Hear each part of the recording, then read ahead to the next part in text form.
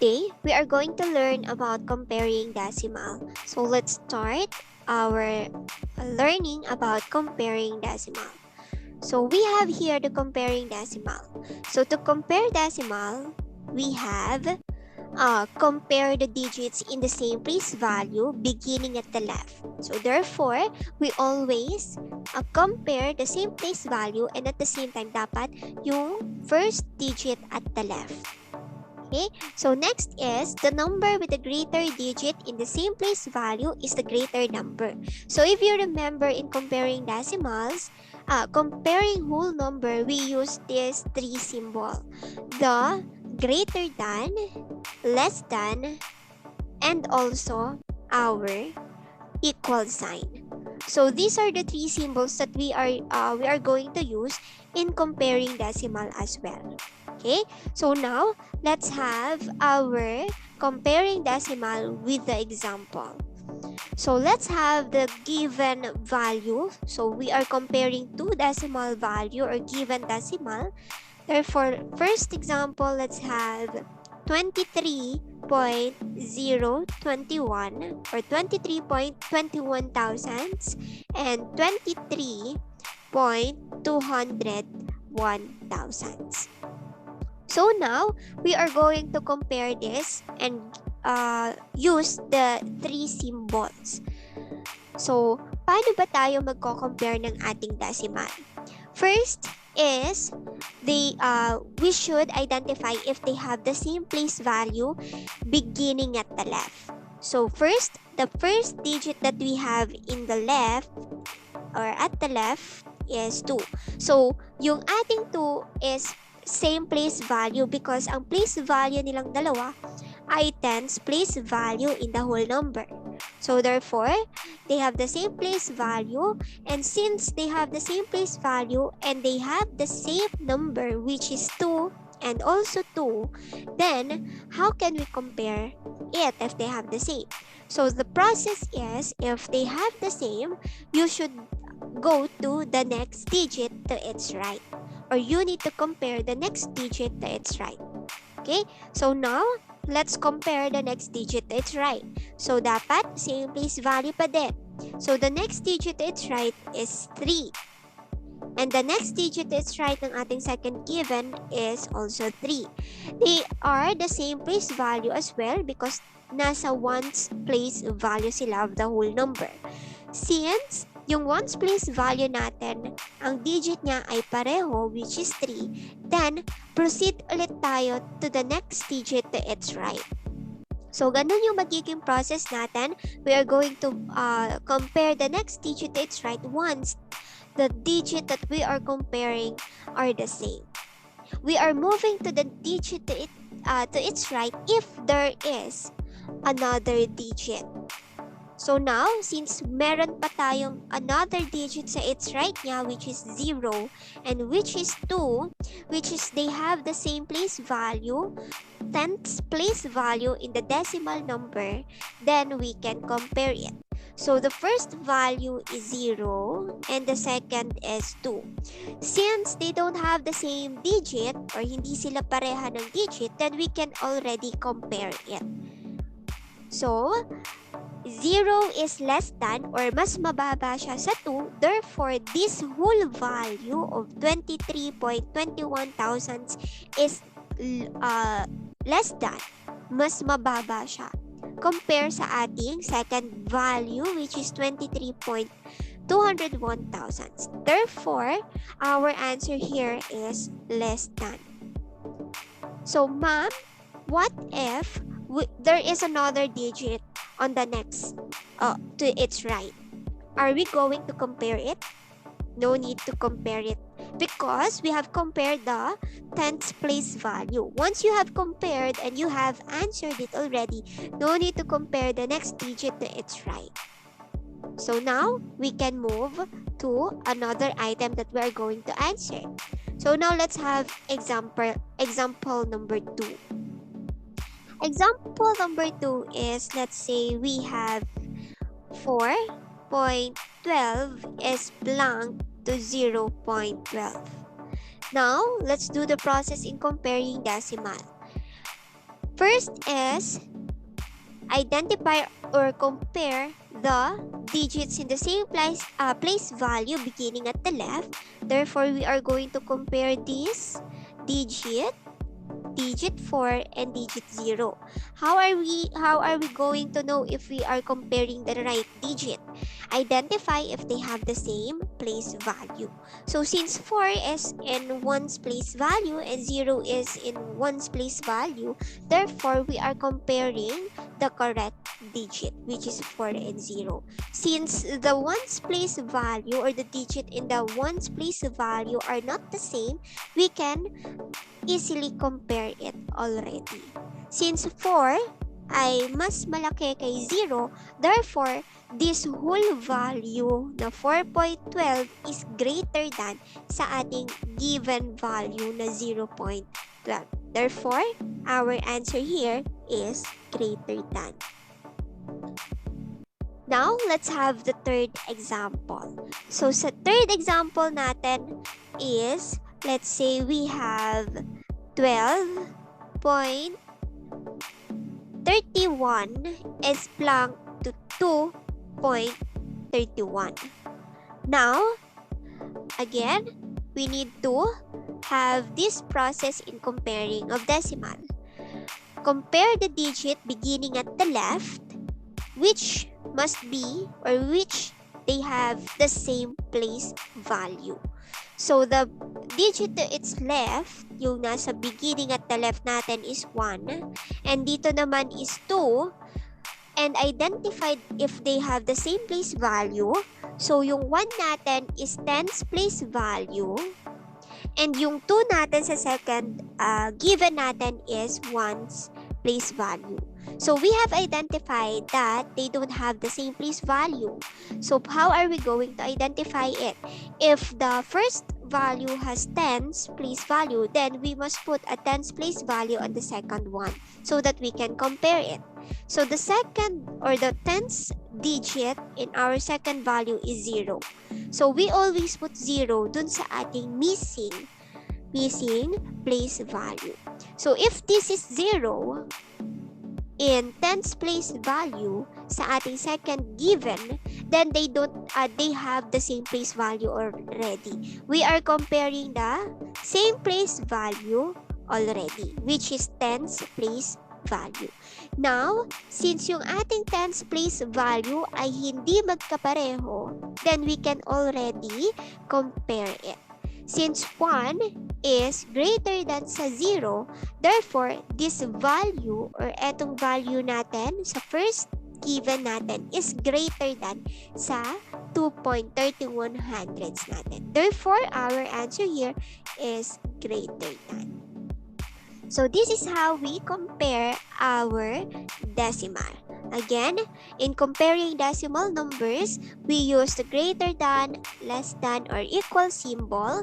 And to compare the digit in the same place value, beginning at the left. So, if the digit that you are comparing is in the same place value and they have the same digit, then you move to the next digit to its right to compare. So, this is what comparing decimal is. So, it is really important to learn the comparing decimal because in our next topic will be our arranging decimal. So, what is the connection of arranging decimal to comparing decimal? In arranging decimal, we use also comparing decimal. But in arranging decimal numbers, we have the 3 or more given decimal numbers. So, in arranging decimal, meron lang tayong dalawang way. We have the ascending order or increasing order that sometimes we called it, which is we arrange it from lowest to highest number. And the second way of arranging decimal or arranging number is decreasing order or descending order. So, ano naman ang decreasing or descending order? When we say decreasing or descending order, this is how we arrange decimal from highest to lowest. So, we start with highest value and we end with lowest value. So, now, let's learn about arranging decimal. So to arrange decimals in order from least to greatest or vice versa, compare two at a time. Numbers are said to be in ascending order when they are arranged from least to greatest number, and descending order when they are arranged from greatest to least. So this is what I have explained a while ago, na kapag ascending, ito yung magsisimula tayo sa pinakamababang value and we end with the greater value or pinakamataas na number. And the descending order, it is arranged sa pinakamataas na value at magtatapos tayo sa pinakamababang value. Okay, so now let's have an example. So we are going to arrange this 0.85, 0.008, 0.6, 0.603 in ascending and descending order. We add zeros to right of the decimals so that they have the same number of decimal places. Okay? So here in our given decimals, ito po yung given decimals natin. So for us to arrange it easily, no, para mas madali natin siyang ma-arrange, dapat kung ilan yung decimals na meron tayo sa isang given, dapat ganun din yung number of decimals that we have on the other given. So therefore, kung ano yung pinakamaraming decimal number, yun yung gagayahin natin on how many decimals should we or how many zeros should we add to the decimal numbers. So now let's have this one. 0.85, 0.008, so let's write it here. 0.85, 0.008, 0.6, and 0.603. So first is to identify how many decimal numbers do we have in each given. So in the first given, we only have 2 decimal numbers. So we have here 2 decimal numbers. On the second given, we have 3 decimal numbers. And on the third given, we have 1 decimal numbers. And on the fourth given, we have 3 decimal numbers. So, saan tayo magre-refer? Sa pinakamaraming decimal. So, if our second and fourth given has 3 decimal numbers, therefore, the first one and the third one should have the 3 decimal numbers as well. Paano natin magagawang 3 decimal numbers ang ating 0.85 and 0.6? So, here, it says that we are going to add zeros to the right of the decimal so that they have the same number of decimal places. So, since dito tayo nagbe-base sa ating 3 given decimal, dapat 3 din yung decimal natin sa una at sa pangatlong given. So, paano natin magagawang 3 decimal? So, we add zeros. So, it depends kung ilang zero. So, here, we are going to add 1 zero so that they have 3 decimal number. On the second given, we don't add 0 because they already have 3 decimal number. So, dapat pare-parehas silang 3 decimal number. On the third one, we add 2 zero kasi 1 decimal number pa lang yun nandito. So, we add 2 zeros. Therefore, it becomes 3 decimal number. And, on the fourth one, since 3 na yung decimal number natin, hindi na tayo mag-add. So, now, we can already arrange these decimal numbers in ascending order and descending order. So, paano ba tayo mag-arrange ng ating decimal numbers? So, it says here that we are going to compare 2 at a time. Okay? So, 2 at a time ang gagawin natin. So, first is we compare these 2. So, once we compare it, kung paano yung ginawa natin sa comparing of decimals, ganun din yung process na gagawin natin in arranging decimals. So first, compare natin si ones place value, which is yung ating 0. So since they have the same digit, 0, we compare the next digit. So next is yung 8 natin and 0. Since 0 is less than sa 8, therefore mauuna si 0.008. So therefore, mas mababa si 0.008. So let's start first with ascending order. So the first is yung pinakamababa, which is 0.008. Next to compare is yung ating another 2 digit. So since we have compared these two and nalilagay na natin itong second value, then we can eliminate it already. So hindi na natin isasama ito sa comparing. Now, we should compare the other or the next value. So the next value is yung ating 0.850. Since hindi pa natin siya nailalagay sa order of decimals natin, kasama pa din siya sa pagko-compare. So we are going to compare these two. So since they have both ones place value and they have 0, then we move to the next digit. 8 and 6. Since 6 is lower than to our 8, therefore the next value is 0.600. But if you can see that the last value is also 0.6, then we are going to compare it as well. So pag kinumpare natin ito, therefore we are going to compare 6 and 6. They have the same place value or same given digit, then we compare the next digit. Yung ating 0 and 0. They have the same digit as well.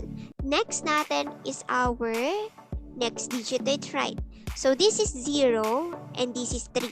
So we know that 0 is less than 3, therefore the next digit to arrange is this 0.600. So therefore, we write here 0.600. Now, let me erase this and eliminate this third value since we have compared it already.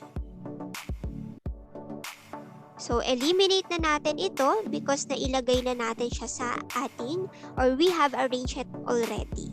Now, we are going to compare the last two, which is 0.850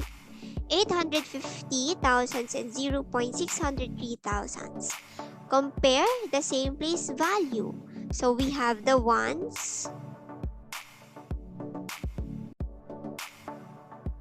yung ating ones. So, yung ones natin ay parehang 0, therefore we move to the next digit. Yung 8 natin and 6. Since hindi siya pareha, we can already compare it. So we write the next lowest number to the orders that we have. So therefore 6 is less than, therefore this value is the next digit to arrange. So here is 0.603. And since we have arranged this one, then the last digit to arrange is 0.850. So this is the arranging decimal numbers in ascending order.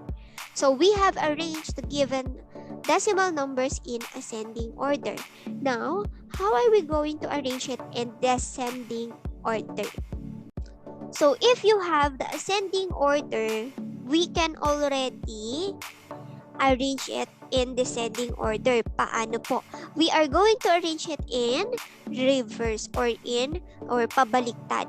So kung ito ang pinakamataas, then this is the first one we will write. So 0.850. Next natin is 0.603. Then next naman natin, itong 0.600. And the next one is 0.008. So now we have arranged it in descending order, which is from greater value to the lower value. So now, this is how we arrange decimal numbers.